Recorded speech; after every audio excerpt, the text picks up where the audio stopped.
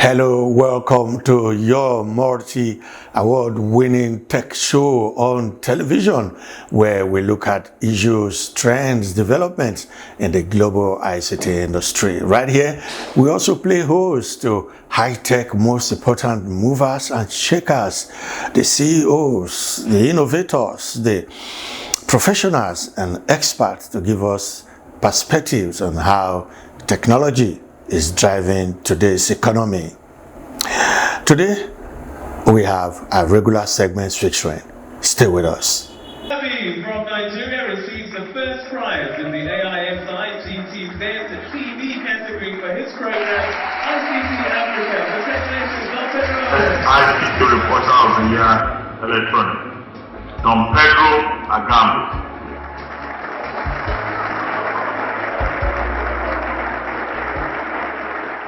Today, digitization is life. So every sector you see running, no matter how slow or how fast it is running because of digitization. One thing I think that we can do and should do is move our education from a theoretical perspective to a skill-based perspective.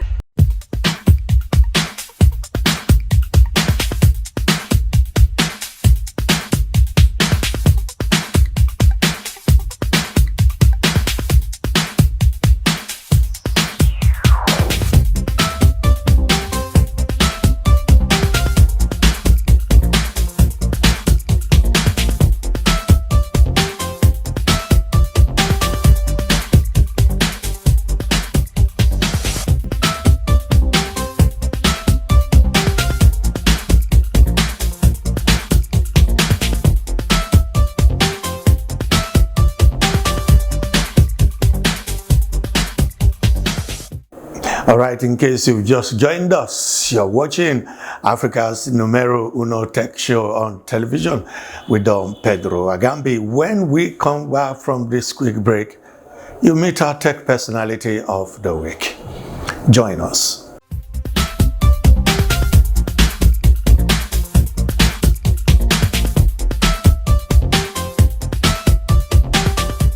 It's your multiple award-winning tech show on television right here on your station. Our tech personality of the week is the Managing Director and CEO of Galaxy Backbone, Professor Mohammad Bello Abubakar. I'm sure you'll like this. Stay with us.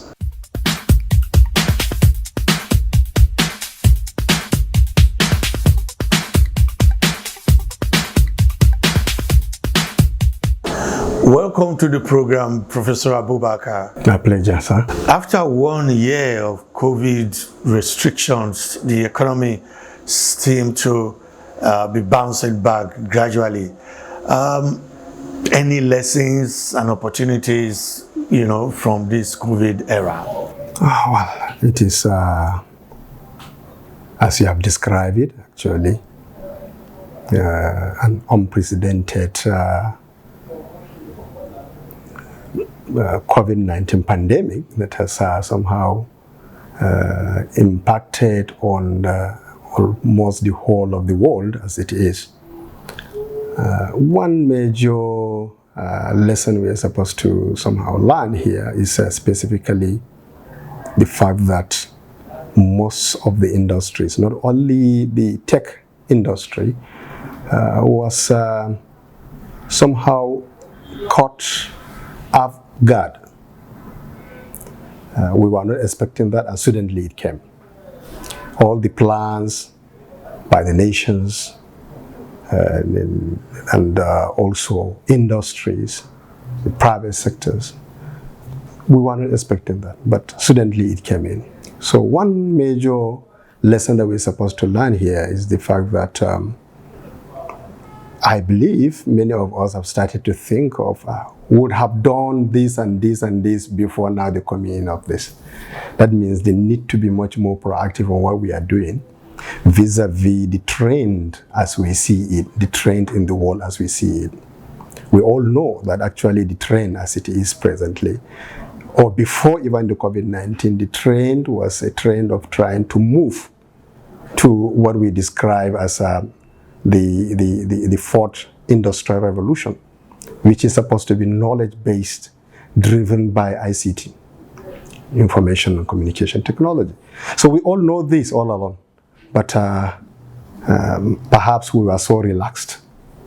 So fundamentally, one lesson that I would say we've learned is the fact that we would have been much more proactive before the coming in of the COVID-19. That is one. And the second lesson that we're supposed to learn is it has come, and it has also come off with the issue of the social distancing, the issue of remote working and all these kind of things. And the fact that also a human being is a social animal, and not only that, his political, economic, and whatever social responsibilities have to move on for him to continue to be on top of the game.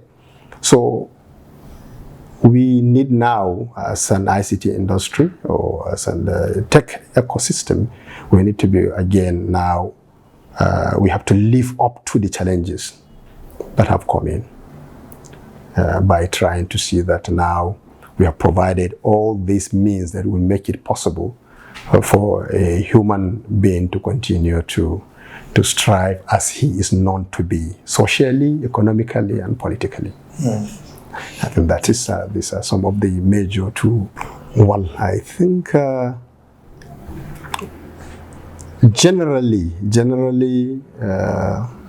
tech industry, we may say, has been affected negatively generally. But if you look at the ICT industry specifically, the COVID-19 came up with the issue of social distancing and all what have you. And these are some of the things that are supposed to be provided by the ICT industry. So it is unfortunate that it came, but for the ICT industry, to some extent, we will say it is also much more positive, especially when it comes to do with some particular solutions that are provided by the ICT.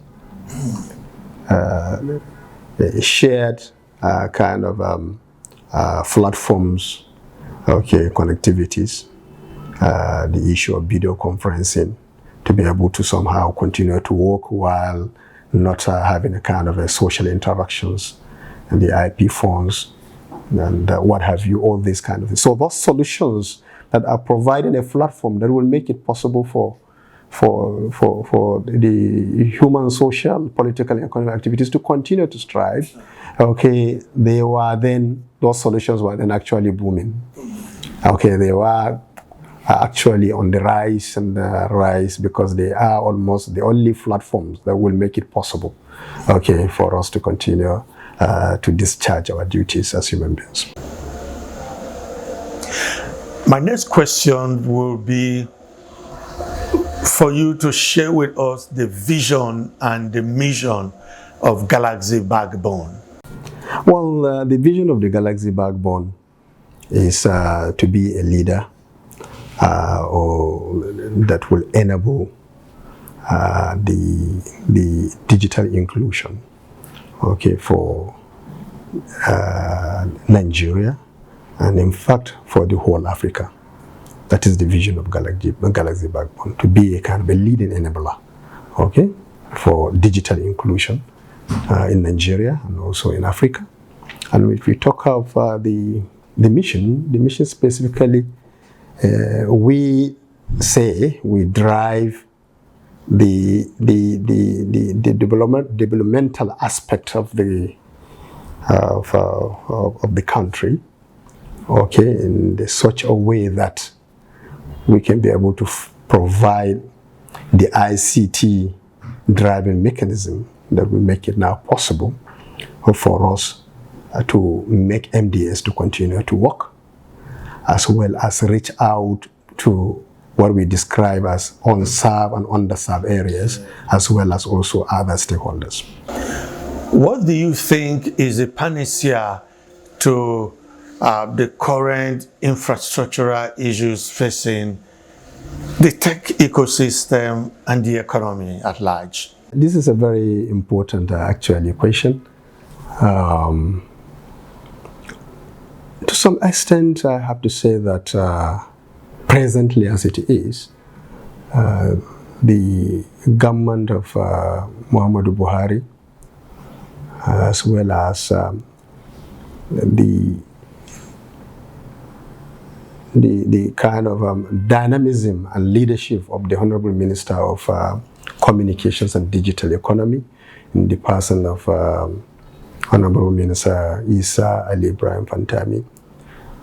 The things they have been putting in, if you look at it, to some extent, has started to place the direction that we're supposed to be moving in terms of infrastructure.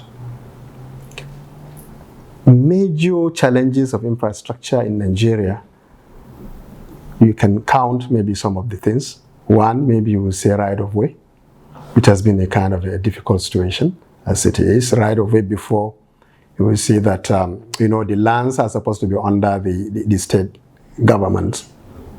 And, laying down your fibers and whatever, you have to pass through all these state governments. And each and every of the state governments have different way of somehow allowing for this right-of-ways in terms of the monetary value, because they are getting a tax out of it.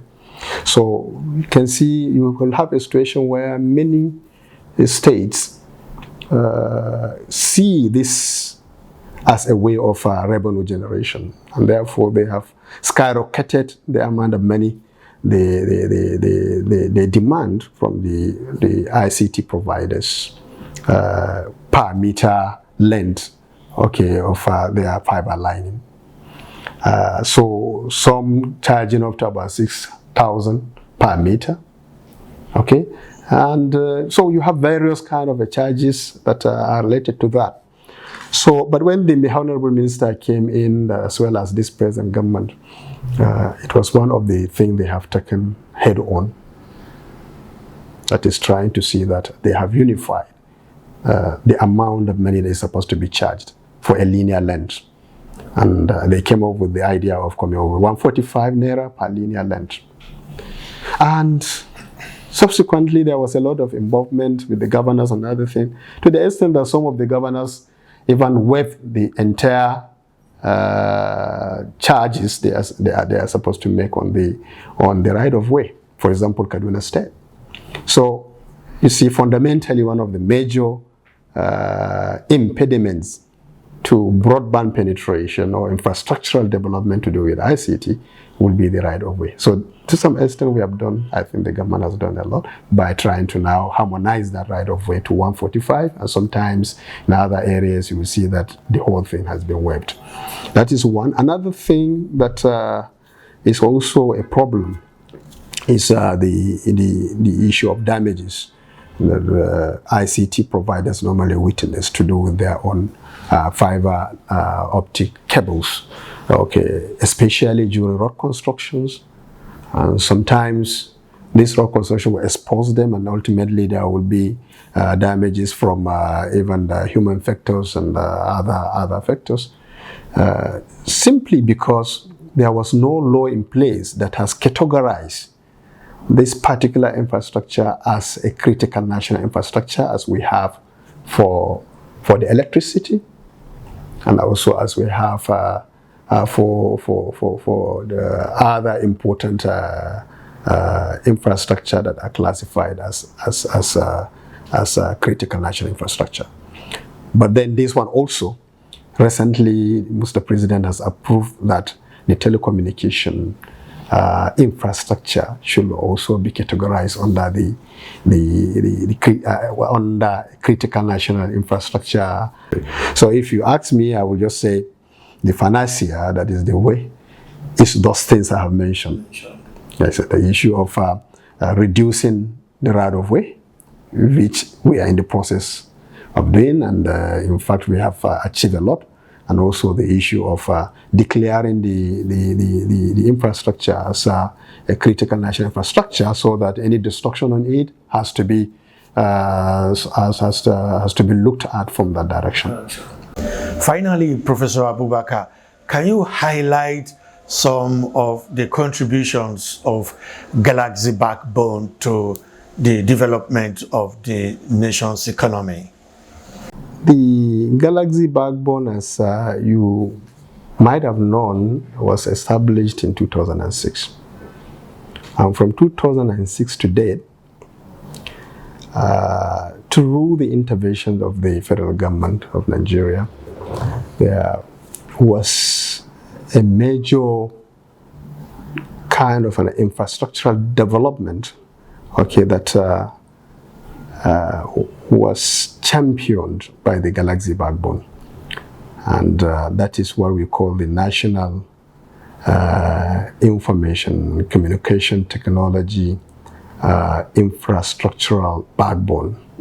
That is the NICTI. So this NICTI project, as it is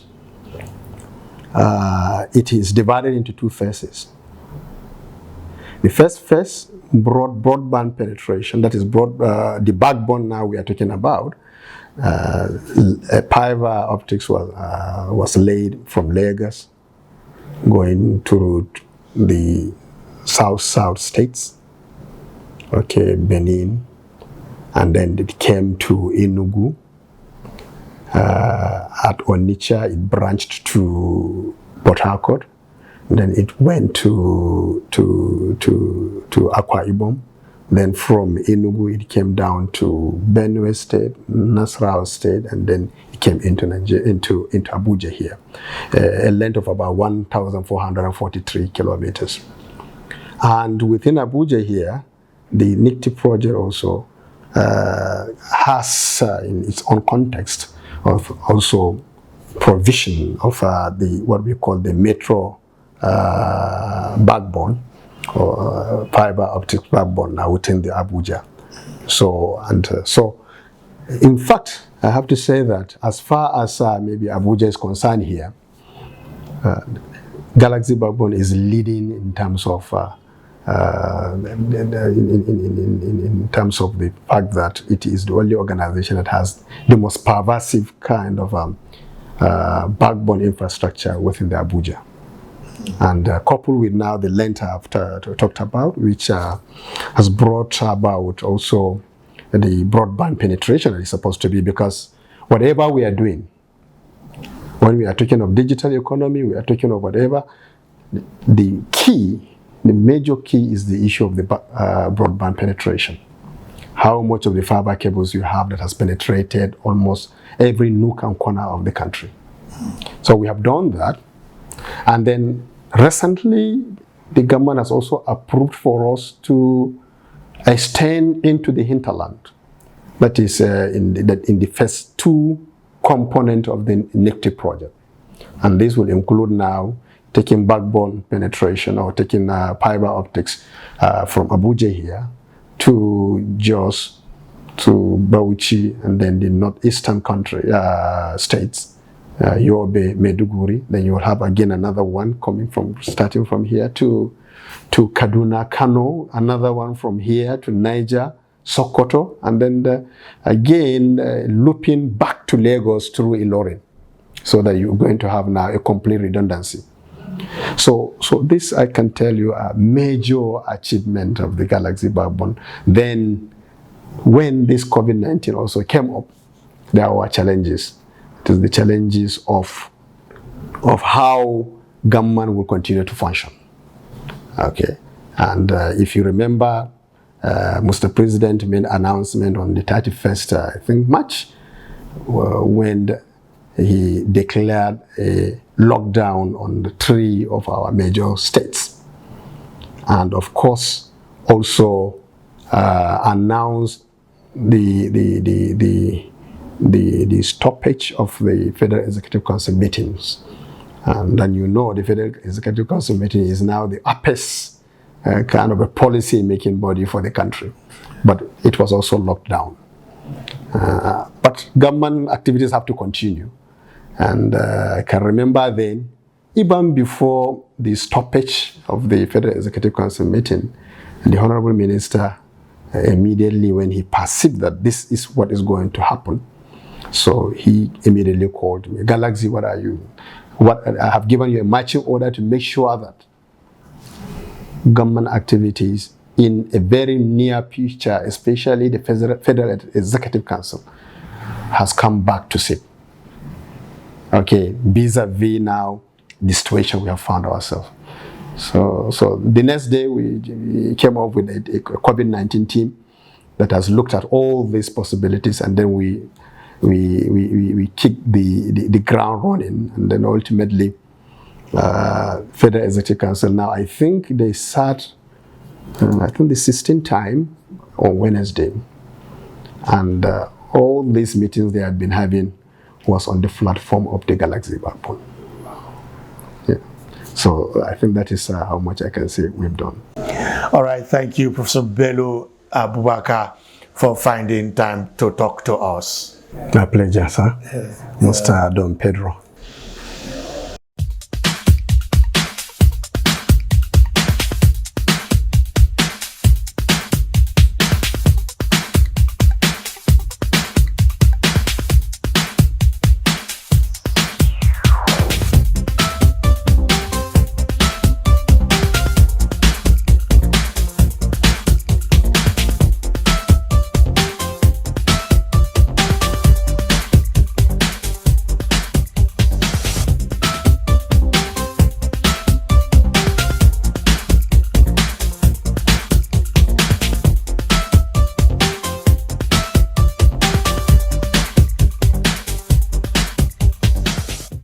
Wow, that was an interesting conversation we had there with Professor Bello Abubakar, Chief Executive Officer of Galaxy Backbone. We hope you found this week's edition quite useful, educative, and informative. For comments and observation, reach us on the number and email now showing on your screen. You can also watch this on our YouTube channel. On behalf of the production crew, thanks for watching. I'm Don Pedro Agambi. I'll catch up with you again.